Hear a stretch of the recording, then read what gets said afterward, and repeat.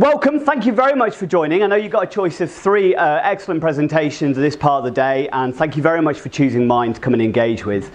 My name's Andy, obviously I'm Managing Director and Head Trainer of Able Training Support Limited. We've been delivering, or I've been delivering training within the care sector for over 10 years now. And this is my kind of specialism, my passion, something that's very important and close to me.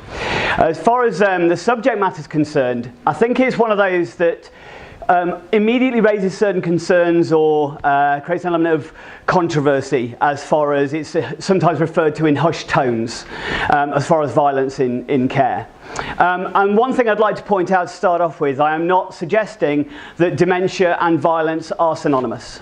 Okay, for the two people closest to me in my life that I've had experienced dementia, my gran June, when she deteriorated with dementia, she actually had some very lovely moments that when she moved into the care setting, she thought she was in a school, the children had been here the afternoon, they'd had a party earlier, it was somebody else's birthday, but they'd all had a party, lots of people had come to visit, and she was a very happy lady towards her end years, despite living with dementia. As opposed to my uncle Fred, who experienced an early onset form of quite rare vascular dementia, who at one particular event had my auntie pinned up against the wall by her throat with a knife in her face. I am very aware that obviously individuals are going to be affected by the condition differently. To me, it's a passionate subject, and when I created the title of this, the person-centered risk reduction strategies, I had two persons in mind when I was looking at this. One is the person living with dementia, or with those residents within certain environments, or service users. But I'm also thinking about the staff as well. And it's person-centred on both fronts, that I sometimes feel as much as person-centred should be about the service users, it also should be about the staff to a certain extent, because they are the ones supporting those. If they're affected, then obviously the individual is going to be affected at the same time. So I'm going to be looking at just discussing in this session about behaviour and some kind of an overview. Obviously I can't go into huge amounts of detail as far as individualised strategies, but some of the things we refer to within our training and we think are important to push forward as ideas. With the aim to improve staff retention, I do travel around the country. I see various different care settings. I see the very best and the worst. And over that time, I have seen significant sort of staff turnovers in certain environments. And for me, I think dealing with extremely unpredictable or challenging behaviour can be one of the causes of that. Obviously, not the only one. So aiming to improve staff retention and also the care standards, that I've also met individuals who will avoid certain service users when working because they scare them. Okay, and if you're an intimidated person and therefore, well, I don't go in that room sometimes, or I don't engage with that person because if I say the wrong thing, they tend to become aggressive towards me. Again, that's impacting that person's level of care. Okay. As far as a few statistics then, as far as violence and aggressive incidents is the third biggest cause of injuries reported under RIDDOR, Reporting of Injuries, Disease and Dangerous Occurrence regulations within the health and social care sector. It is about 3.4% higher than any other industry as far as violence in the workplace is concerned. Skills for Care also did a report in 2013 that reported that 56% of care staff have been physically assaulted within their job. The figure does go higher as far as verbal assault. I think it's 93% have been verbally assaulted, but still 56% of care staff have been physically assaulted. But they believe that actually the Ministerial Report and Department of Health actually thought that might be lower. They think it actually figures may be higher. As far as why figures might be higher but not reported, there's a few sort of reasons they gave that these figures or certain statistics may not be accurate. So that a lot of people don't actually know 100% what abuse or violence within the workplace is within the care setting. I have come across pneumocare as well. Yes, that happened to me, but that's just part of the job. And therefore, perhaps don't report it. The other thing is that sometimes they may not report because they perceive that it may be an indication of how good they are with their job. That I should have been better and therefore I must have done something wrong for that to have happened. Therefore I don't want to report it because it'll make me look bad. Okay? There's other reasons they stated that it could just be a case of more paperwork. So it's not that bad, so therefore I'm not going to bother putting it down. So they do feel statistics may be higher than those that I feel are already potentially too high. 2014 study by the NCBI, which are the National Centre for Biotechnology Information, did a study on violence in dementia care, and they found that only 38.4% of staff claimed to receive proper suggestions in dealing with violence, despite 70% of care providers stating they have a strategy in place for managing violence. There seems to be a discrepancy there, and obviously from a training provider, I'm also going to feel that training is a part of that, but I definitely don't think it is a sole part of that. Okay. So what is violence? So HSE defines workplace violence as any incident in which an employee is abused, threatened or assaulted in circumstances related to their work. I've met people, and I've happened to myself, punched, kicked, bitten, scratched, spat at, okay, just pushed, shoved, called names, told nasty things, threatened. Okay, and it does refer into, as far as violence is concerned, that it's equally important that it isn't just the physical violence we should be thinking about, but also sort of verbal aggression, threats, anything like that. But if that's happening on an ongoing basis, that's going to potentially impact on a staff member's well-being as much as it, and it could be obviously then we've got violence and aggression as well, which we'll come on to in a few moments. So according to the HSE, physical attacks are obviously dangerous, but serious or persistent verbal abuse or threats can also damage employees' health through anxiety or stress. And currently in the UK, stress, I believe, is the #1 cause of workplace ill health. And if then violence and within the workplace is a significant contributing factor to that, that's also then impacting on businesses on a day-to-day basis. Okay, and we look at some of how the impacts occur. Repeated verbal abuse can also lead to depression, reduced morale, and increased sickness and absence. Whenever we're looking at anything related to, I sort of draw across, as far as the HSE do take violence within the workplace quite considerably, and I feel sometimes it's kind of put on a separate level of awareness as far as things like fire safety, moving and handling, infection control is sometimes an afterthought. Definitely I've experienced that sort of nature. Not all places, can't tie everybody with the same brush. As far as the impact of that violence though, if you are regularly going to work and being punched and kicked or bitten or shouted at or sworn at, that is probably going to affect your morale. Okay? It's probably going to make you feel less adequate, worthless. Anybody who in the room has been abused or had abuse that has occurred to them, or just regularly had to deal with behaviour that challenges, it can obviously affect your sleeping patterns. Anything that causes stress, obviously we are well aware that stress, your fight or flight mechanism, is going to affect physiologically as well as emotionally over a period of time. So as far as this talk is concerned, it is not just looking at the moral reasons as far as why violence within the workplace should be addressed. Okay. We're also looking at some other factors related to. So, police recorded 1,200 assaults between residents living at care homes between 2014 and 2016. So again, I'm not suggesting this is solely an issue related to service user to carer or support worker violence. Okay, obviously it could be the risks of service user or resident to resident violence. Okay. People living in care homes should feel safe and be protected from harm. It's responsibility of those who are in charge of running these services to ensure this happens. Should CQC find this is not happening, we'll always take action that holds providers to account. There has been a case, it was not long ago, probably a couple of years ago I think, an incident in Grimsby, which is, I'm from Lincolnshire, with a 92-year-old who was in a coma because he'd been attacked by another service user in a home. And they were investigating the home because they felt that the staff perhaps could have done more. Now obviously I don't know, and it was an ongoing investigation whether they could have done more or not. I think one of the things we'll sort of go through as far as strategies are concerned, we obviously do teach a selection of different courses, as far as all the way from basic sort of managing behaviour that challenges awareness, just sort of half-day courses, all the way up to sort of safe hold and elderly care. And as soon as I say that word, a lot of people do feel a little bit, restraint, should it happen? Department of Education, in the 2013 update and inspections report, stated that schools should never have a no-touch policy in place, because teachers going, well, we're not allowed to touch anybody, means that two kids in a playground beating each other up, the staff going, well, we can't do anything.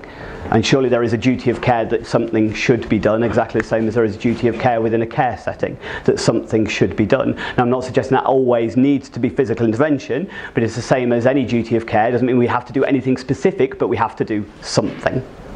Okay. As far as counting the costs of workplace violence, one of the things, obviously, uninsurable costs to a certain extent, as far as investigation is concerned, that after any incident that's occurred, there should be, or will be, some element of incident reporting going on, which is obviously taking time out of staff day where they could be supporting or working with somebody in a more positive way. But it could also be, whether it be senior management or shift leaders that are then having to investigate what happened, why did it happen, what could have been done to prevent it. So it's all taking time away from the activity of actually supporting and working with the individuals in a more positive way, especially again if it is a lot of time having to write reports. We've also got the staff replacement, and I thoroughly enjoyed the last talk that I watched with the Home Instead, and they were talking about continuity. And I said one of the things I've noticed significantly is some certain care settings having a significantly high staff turnover, and that structure and routine, I do agree, is wholeheartedly massively important for individuals with dementia and building those trusting relationships. But staff replacement of this constant high turnover, and there was I'm just going to check my notes again as far as the information is concerned. The Chartered Institute of Personnel and Development stated that the average member of staff costs between £2,000 and £5,000 to recruit. So we're now moving away from the moral to the actual financial. It doesn't make a lot of care settings, yes, they are looking to make a turnover, to looking to create profit, but sometimes a case they don't look at the sort of the long term. It may be a case of, well, there's a short term solution to this, but actually every time we have to retrain a member of staff, recruit a new member of staff, that's costing us between £2,000 and £5,000. If violence within the workplace is a contributing factor to them leaving, perhaps we need to be looking at more proactive strategies as far as how we manage this potential issue. Also, lower productivity and, say, lost profits. And as much as the financial shouldn't be the most important part, in any organisation, we can't assume that everybody's going to do everything for free. So therefore, there needs to be a kind of a financial reward to improving the quality of care standards. And like I said earlier, what are the incentives? Okay.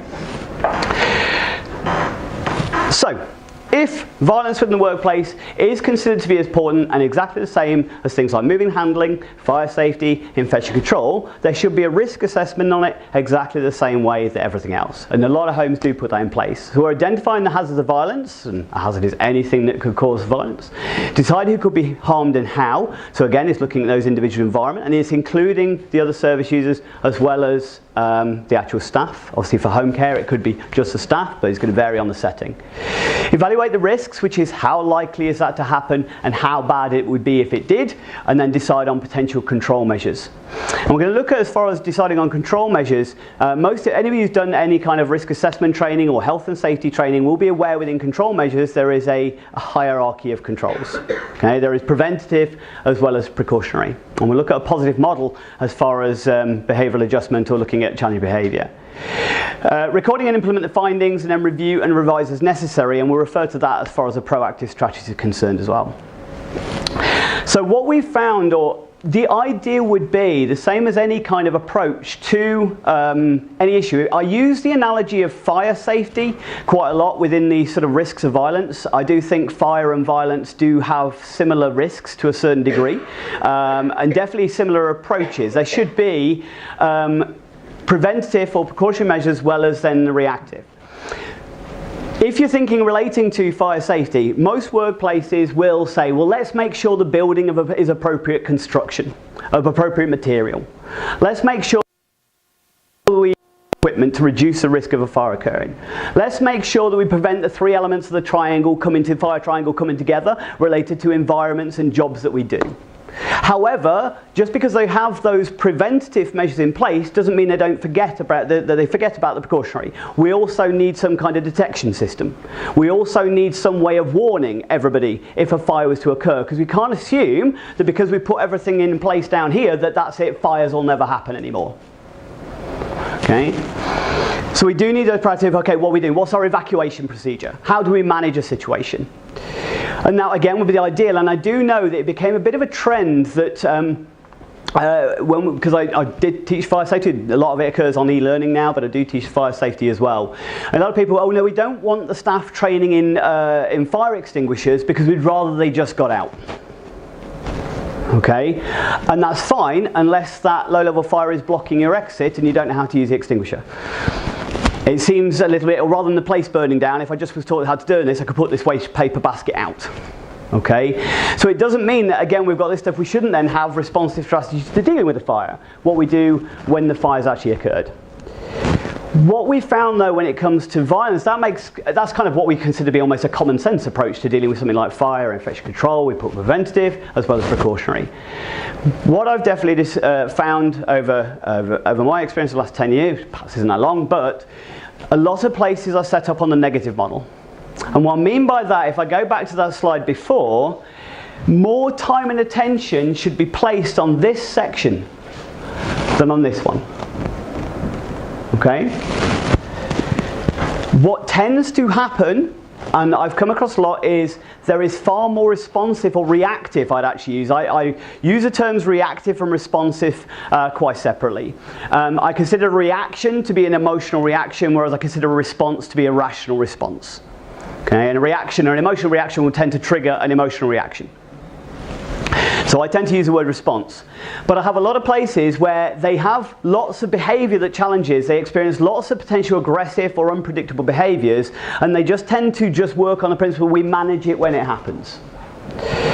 Which is similar to saying, well, let's not make sure we've got appropriate construction and sound material. Let's not bother pat testing. Let's not make sure we've got safe systems of work to prevent the elements of fire triangle together. Let's just make sure we've got loads of fire extinguishers. Which is a very, very short-sighted way of looking at fire safety and costly. Okay. So the negative model, as I say, the positive model should be more time and attention is placed on that bottom rung. Then we're looking at them proactive strategies, and then the final is, but it's still worthwhile having those responsive strategies at the top. We can't just ignore them. Okay. So we're going to go into looking at these different strategies as we move up. So creating a positive environment. There's been a few mentions today in some of the other talks. There's just next to our stand out on in the lobby area there is a gentleman providing elements of environmental adjustments for dementia care settings. If we're looking at that base level, that kind of proactive, then the idea would be that we are creating an environment that is safe, it is homely, it is warm, it is comfortable, it is meeting all those criteria to make a person feel as at home as they're going to in this potentially strange place. And if we think of, as far as that environmental adjustment, whether it be things like signage, and there was a point earlier, yeah, brilliant to have a sign in, but where's your sign out, causing frustration. But there's other elements as well. Let's say you have an individual, or there's a door between two sections of a residential care setting, and you, as a staff, are often having to manage and support individuals who are up at this door and getting agitated because they can't get this door to work. If that continues to be an issue, that is very much the responsive strategy only. If that isn't a door that the residents necessarily need to use, then why does it still look like a door? I know some of you have come across environments, and there could be many homes that you've come across, where again certain environmental modifications make it look like a bookcase, make it look like a chest of drawers, something like that. It means the staff still can go through it, but you then aren't having to manage a person away from it all the time because they're getting agitated because they can't get through.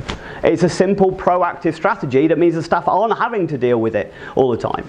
It's nipped in the bud before it's even happened.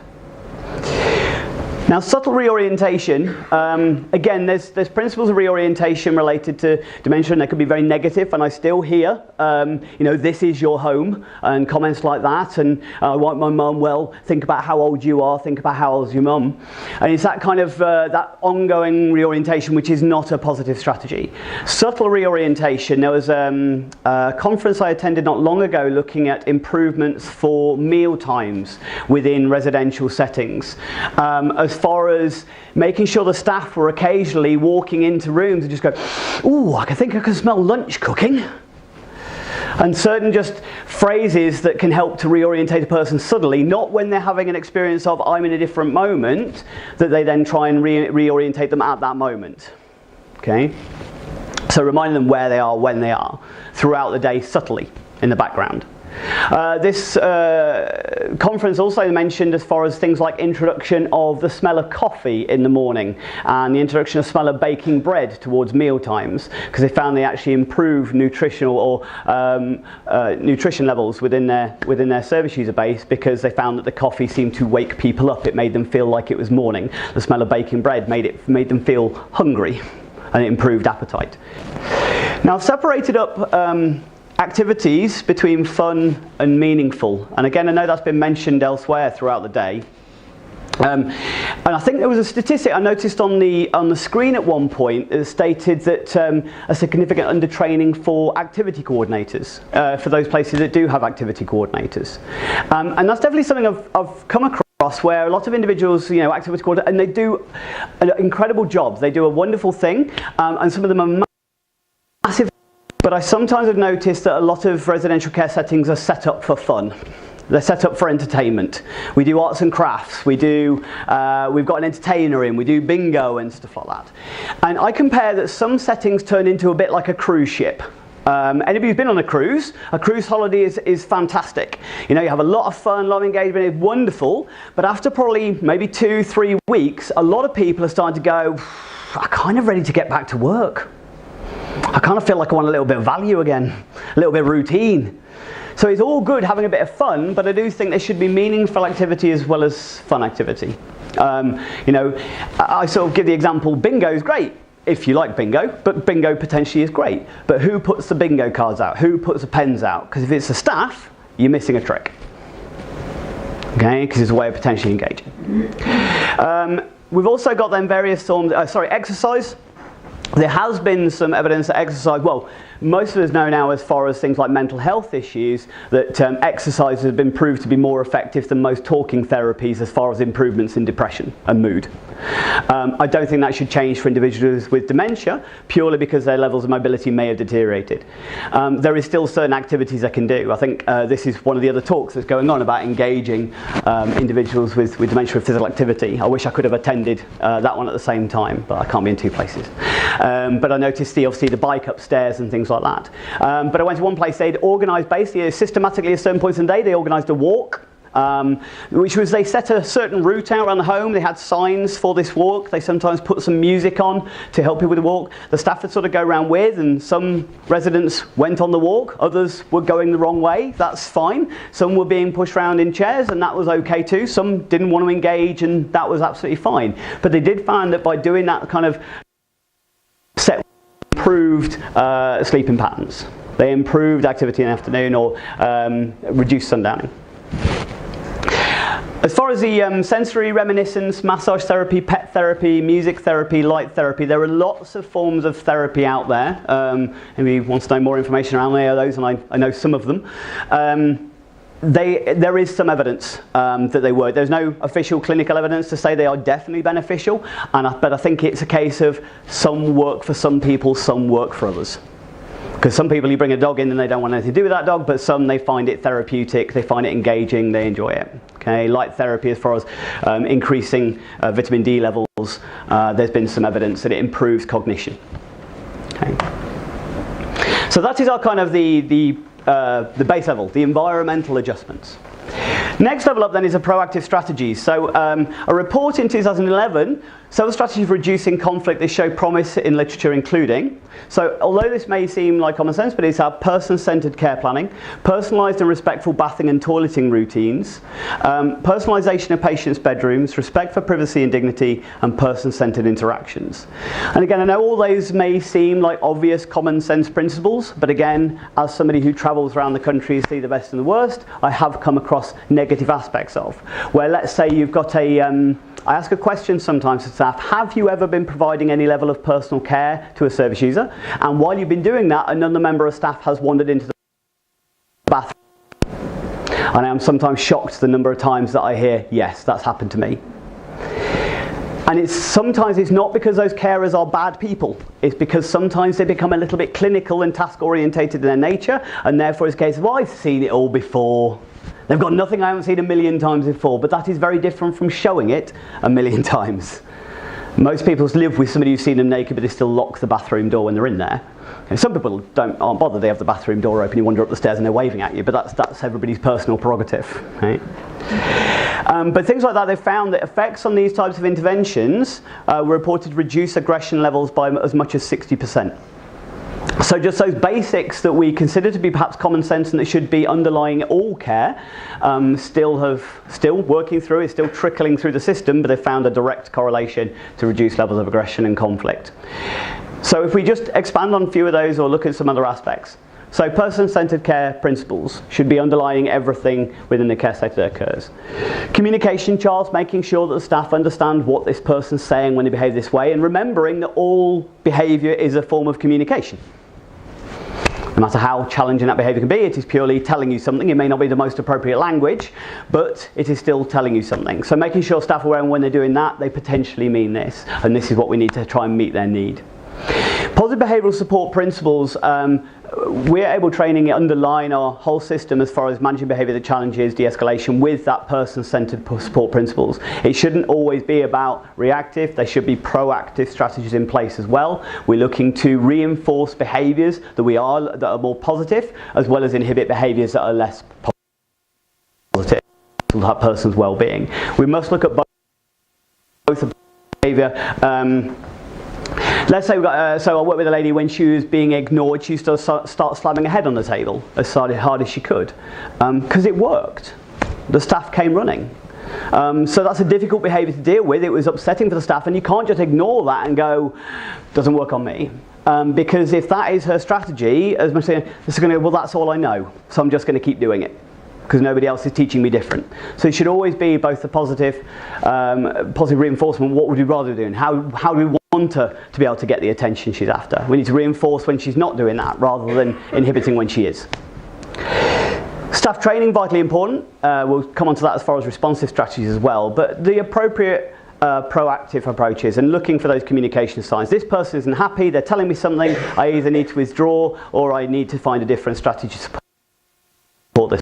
And calm approach. When I first started working in the industry, I always asked people, and as I've been studying trying to behaviour over the years, it's always a case of any tips, any tricks, and the most important thing that I tended to get referred to all the time was, stay calm. I compare what we call duck syndrome. On the surface, calm, serene, not a care in the world, gliding across the water like nothing matters, water off a duck's back, even if underneath the water your little legs are going like the clappers. Okay, if you feel frightened, stay calm. Feel angry, stay calm. Feel upset, stay calm. Should be referring to the care plans, making sure we're individualised as far as our care approach is. And for those of you who know, validation therapy is about supporting a person where they are, trying to empathise and try and see the world through their eyes, where they are at that moment, rather than trying to reorientate them where you think they should be. Pre-agreed behavioural approaches as far as how many staff, as far as 2-to-1s or etc. As far as de-escalation is concerned, we're moving into the responsive strategies. Unfortunately, a lot of the time the only training that staff have sometimes come across, or the only strategy we sometimes witness, is that calm down. They're not quite sure what else to do. They feel that just telling a person calm down is an appropriate strategy.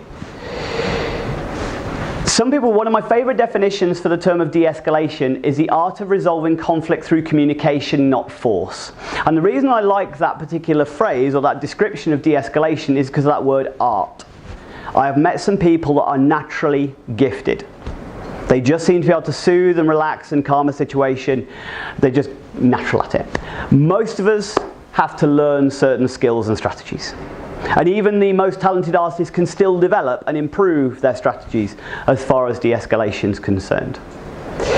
So de-escalation, learning how to, again, resolve a situation. And using within that, we focus a lot within our training of empathetic and validation principles and strategies. Trying to put yourself in their shoes, seeing the world through their eyes. It's much harder to be angry with somebody who's trying to help you. It must be much harder to be angry with somebody who seems to be on your side, seeing the problem from your point of view, rather than trying to meet you face on. They're looking with you at the problem together. Again, referring to those calm and positive approaches.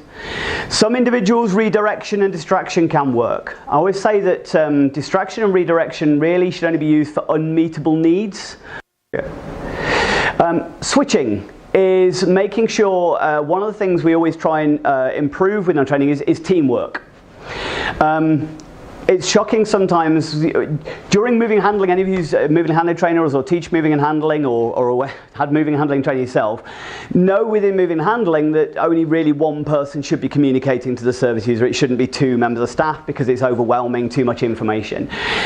It's shocking sometimes when we're trying to calm situations how many staff then suddenly come in and start trying to calm. So it's important to recognise that exactly the same as moving and handling, the principle should be there as far as a single person communicating.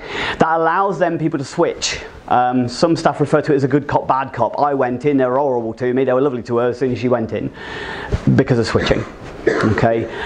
Most people, if you change the face, will sometimes have a natural moment of de-escalation. The second person can say the wrong thing and it can all trigger back up again, but it is a beneficial strategy. But it does take teamwork from two people. One, the person to recognise I've now become the problem, I need to step away, as well as the other person recognising this person is struggling and I'm not intervening and undermining them too early. Okay.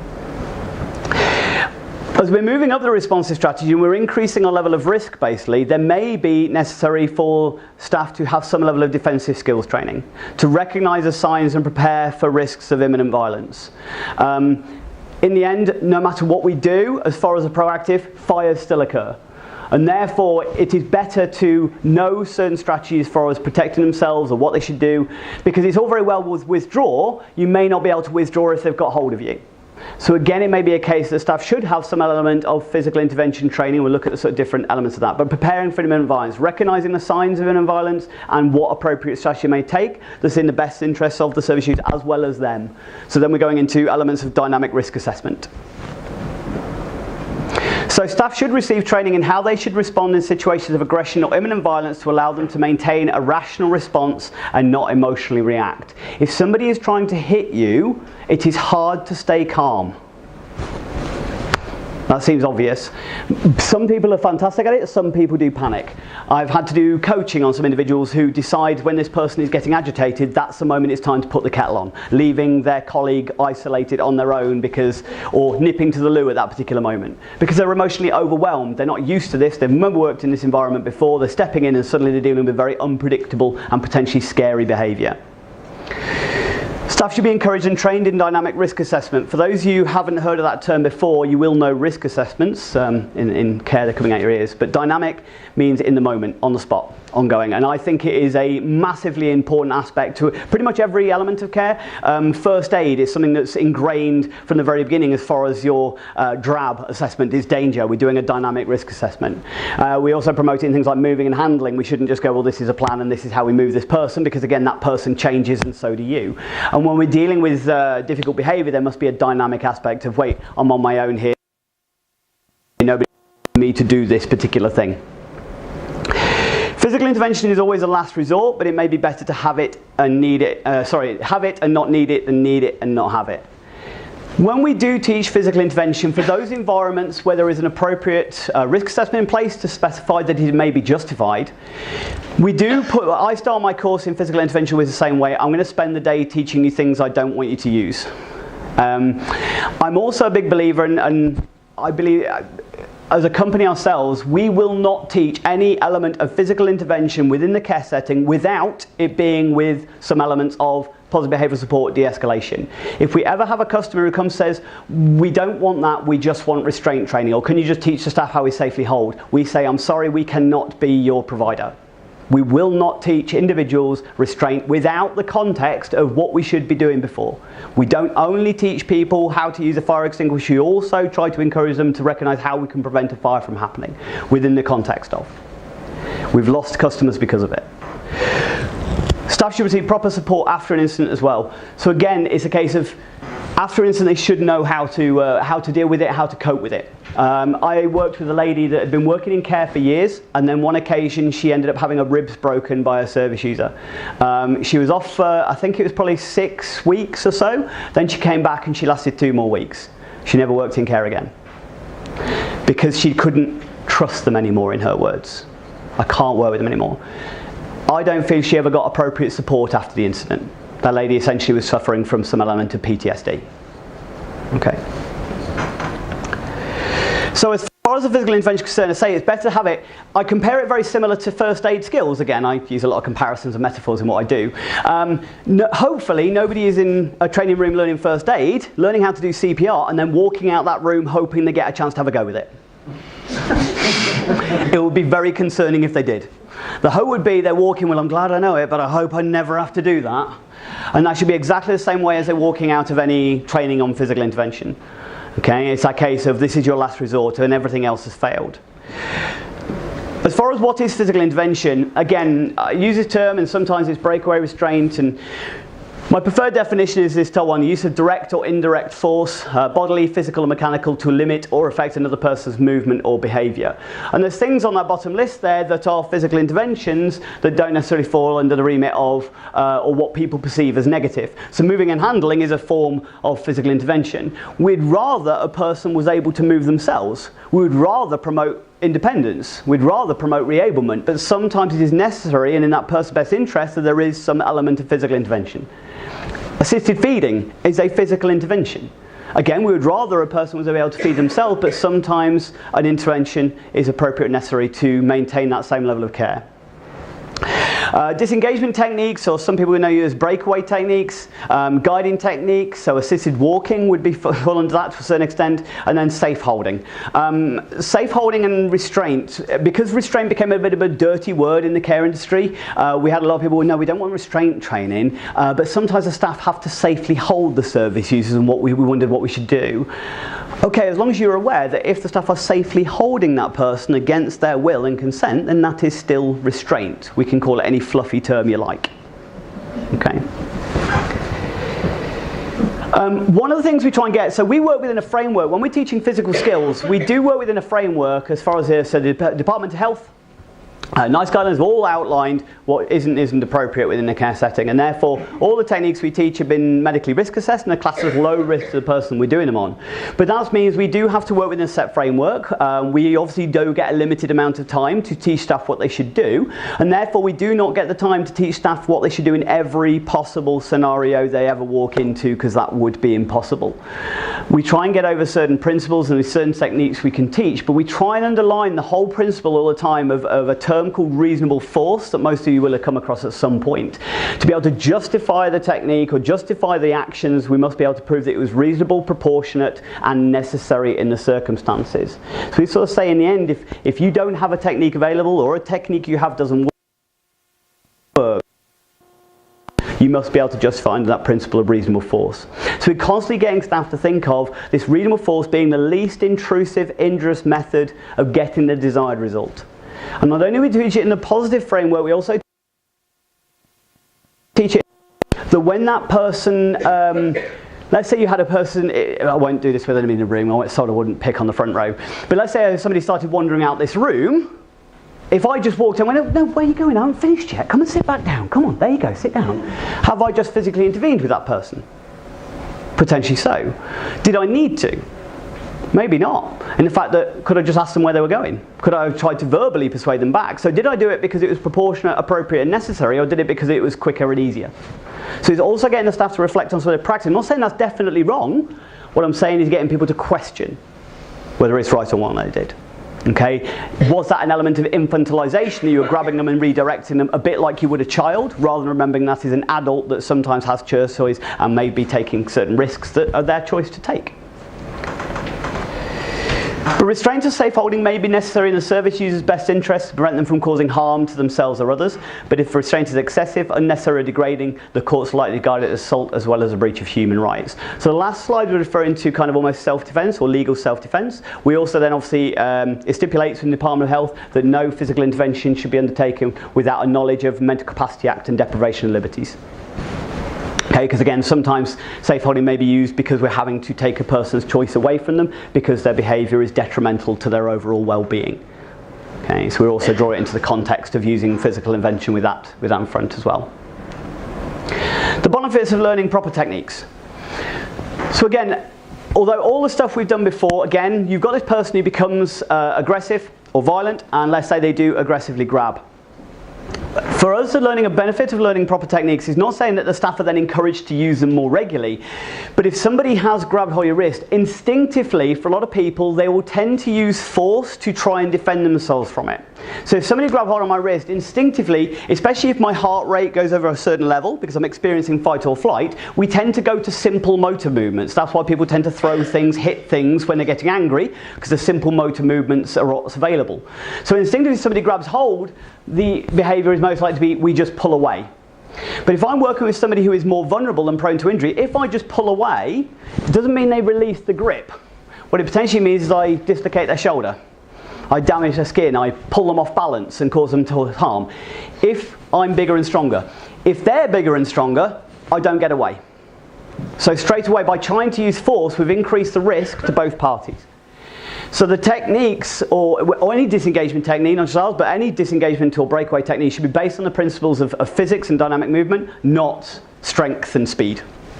Okay, because strength and speed means we're increasing the risk of harm to the other person, not just allowing the person to get away. Also, if it only works on somebody who's stronger than you, you can't go, well, you can't grab me, you're too strong, get somebody else to do it. And obviously it doesn't work like that. It allows us to then medically it raises situation awareness and principles of dynamic risk assessment within the staff team. The best way of for staff to defend themselves from being punched is not to be close enough to be punched. We do undermine that all the time, that rather than sort of learning dramatic blocking techniques or something, if you notice a person is starting to get stressed and agitated, then maybe better for you to give them space, because maybe they're communicating they're not happy. We can analyse and go, well, would you like to carry on, or do you want me to give you some space? Within safe holding as well, we teach team practice again. So let's say within moving and handling, a lot of the time it's a person then putting the leg straps underneath that takes their eye off the ball. That's where they're the ones who get their head pair pulled, even though they're working as a pair. And my question is, what's that other member of staff doing at the time? And I've come across here, well, I've worked with a colleague who decided that was a time to text somebody. And for me, a case of, well, I don't want you working with me anymore. They should be monitoring my well-being because this is an unpredictable person. Okay. So it gets them to raise our situation awareness. It's impossible to defend yourself from a punch to the back of the head if you don't see it coming. Medical risk assess techniques, so it's low risk the person we're doing it on. Improves staff confidence and improves chances of response rather than reaction. Again, I described the difference between the two a little while ago. So training options. We believe that any training, as far as we go, some places that basically have a half day as far as managing behaviour that challenges training is concerned. Obviously aggression would fall into that remit of, and maybe that's all the staff do, and yet it is one of the most challenging parts of their job. So I don't feel that everybody needs to go to the element of safe holding unless the risk assessment for their environment specifies that may be beneficial for the staff to know. It may be a case they should have some breakaway techniques, and again, if it's for instance, for a domiciliary care setting where you've got lone workers, for instance, then they shouldn't really be learning safe holding and restraint, because they shouldn't be trying to restrain on their own, and in any circumstances they should just be getting out. But again, they might need to break away to be able to get out or withdraw. Okay. And then the four of challenge behaviour, positive behaviour support, conflict management and de-escalation. And one of the things as far as the bottom rung, as far as that positive model, is making sure we've got appropriate dementia awareness training that again has been underlined significantly throughout the day through a lot of the other speakers, person-centred care, and obviously an understanding of the Mental Capacity Act and deprivation of liberty safeguards as well. So we did a little bit of research as far as, so 40% of employees who receive poor job training leave their position within the first year. They cite the lack of skills, training and development as a principal reason for moving on, which means that the time and resources invested in that individual are not giving you a return, and we'll have to reinvest in a replacement member of staff. So training being a massive impact on people feeling confident and safe within what they do. And again, providing that appropriate level of care, because I feel confident to work with this person because I know if they do become agitated, I know what I should do. I know what my company supports me as far as policy because they've trained me in what I should do. The effectiveness of training can be measured by way of independent evaluation, comparing staff confidence before and after the training in supervision and appraisal. So at the beginning of the year, we started doing a study for every environment giving any training on physical intervention. We didn't just do it for the basic training behaviour, but any environment where we were going up as far as any physical intervention, whether it be breakaway or any safe holding or anything like that. And we did a bit of a survey to try and gather some information as far as experiences and improvements within the training. What we found when we did a survey quite significantly higher. Now, reason being, obviously we are going to be pulled in to do that sort of training in areas that perhaps have a higher risk.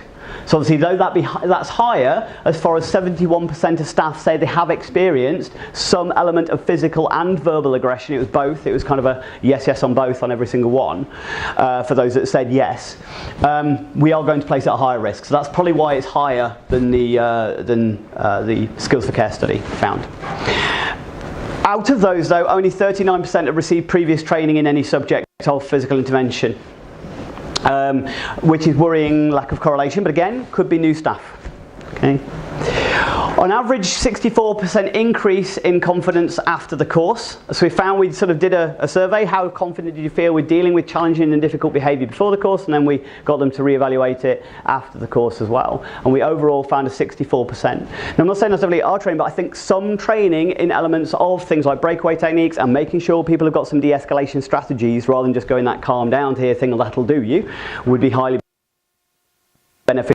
Also found for those with no previous training, 100% felt that training had increased their level of confidence as far as dealing with difficult and aggressive behaviour. Okay.